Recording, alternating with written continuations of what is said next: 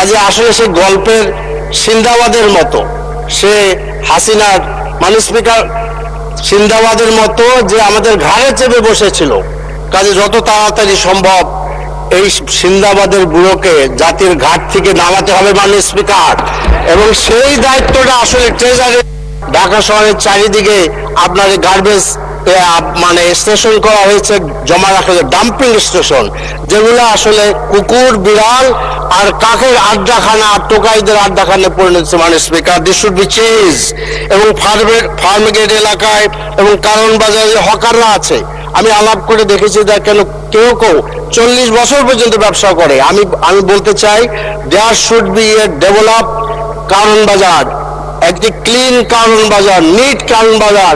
মানে স্পিকার, এই চাঁদাবাজি বন্ধ করার একমাত্র উপায় হলো যে এই সমস্ত ছোট ছোট ব্যবসায়ীদের জন্য একটি উন্নত মানের বাজার ব্যবস্থা করে তোলা। আমি খুব শীঘ্রই প্রস্তাব আমি পেশ করবো ইনশাআল্লাহ।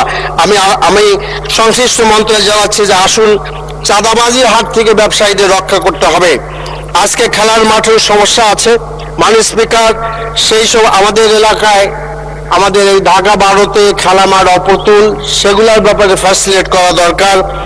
আজকে আপনার শিক্ষাঙ্গন সম্পর্কে কথা বলার আগে আরেকটি কথা খুব জরুরি মনে করছি, সেটা হলো আমাদের মাননীয় স্থানীয় সরকার মন্ত্রী মির্জা ফখরুল ইসলাম আলমগীর, যাকে অনেক সজ্জন বলেই জাতি জানে, কিন্তু কিছুদিন আগে তিনি যে বিবৃতি দিয়েছেন সেটা আমাকে এবং আমার সারা দেশের মানুষকে আন্তর্জাতিকভাবে আমরা আসলে লজ্জা পেয়েছি। তিনি বলেছেন জামাত ইসলামীকে নির্মূল করতে হবে। আসলে এই নির্মূলের ডাক তো আসলে গণতান্ত্রিক ডাক না মাননীয় স্পিকার। এই ডাক তো আসলে দিয়েছিল আপনার ঘাদানিয়া দিয়েছিল, এবং এইটা শাহরিয়ার দিয়েছিল। তিনি এখন জেলে আছেন। মির্জা ফখরুল ইসলাম আলমগীর সাহেব কেন এই ডাক দিলেন? এবং এই ডাকের মাধ্যমে অনেকদিন আগে তিনি রাজশাহীতে বসে আপনার মহোদয় সদস্য, আপনাকে আরো 3 মিনিট সময় দেওয়া হলো। 3 মিনিট। আপনাকে অনেক অনেক ধন্যবাদ মাননীয় স্পিকার। রাজশাহীতে ডয়েস ভ্যালির সাথে সাক্ষাৎকারে তিনি বলেছিলেন জামাত ইসলামী এখন কোনো প্রাসঙ্গিক না, এই জন্য উনি সামনে মন্তব্য করতে চান না।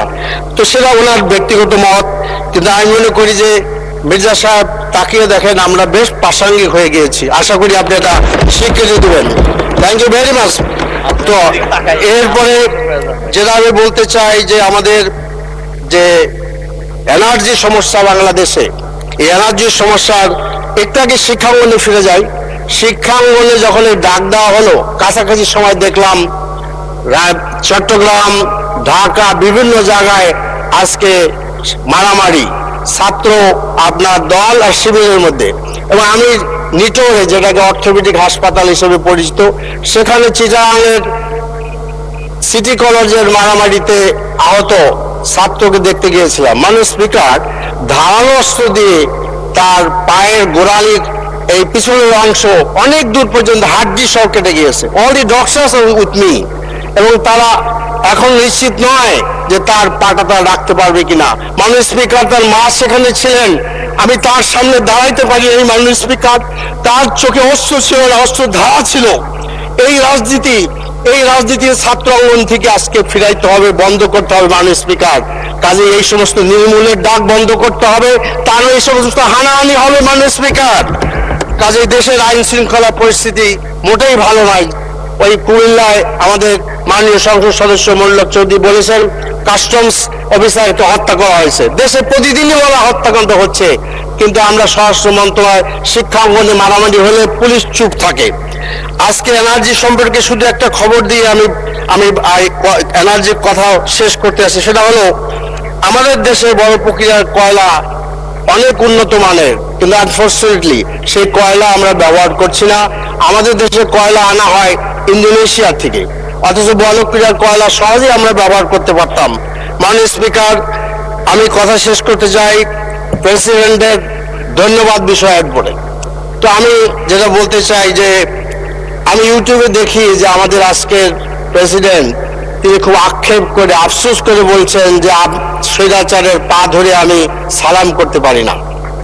সেই আপনার রাষ্ট্রপতি যখন আবার বিপরীত দিকে বেগম জিয়া, খালেদা জিয়া এবং জিয়া রহমানের প্রশংসা করেন, এটা তো আসলে আমরা মানতে পারি না।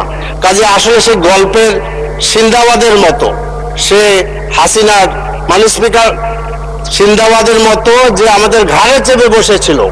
কাজে যত তাড়াতাড়ি সম্ভব এই সিন্দাবাদের বুড়োকে জাতির ঘাট থেকে নামাতে হবে মানে স্পিকার, এবং সেই দায়িত্বটা আসলে ট্রেজারি